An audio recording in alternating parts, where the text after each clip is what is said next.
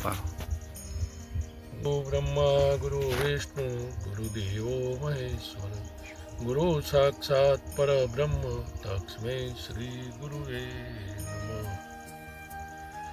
દરેક મનુષ્યના જીવનમાં એક સદગુરુ હોવા જોઈએ. દરેકે સવારે 4 વાગે 4:30 વાગે દરરોજ જાગવું. 4:30 વાગે જાગ્યા પછી પહેલો તમારો જમણા હાથનું દર્શન કરવું. પછી જમણો પગ ધરતી ઉપર મૂકી ધરતી માતાને નમન કરવું. પછી સવારે 10 મિનિટ ચાલવું.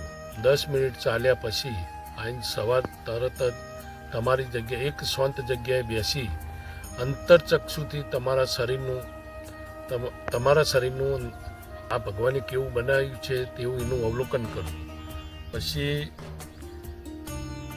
શ્વાસ ઉપર ધ્યાન રાખી અને તમારા શરીરનું અવલોકન કરવું. રોજે સૂવો ત્યારે 10 મિનિટ પહેલાં 10 મિનિટ પહેલાં તમારે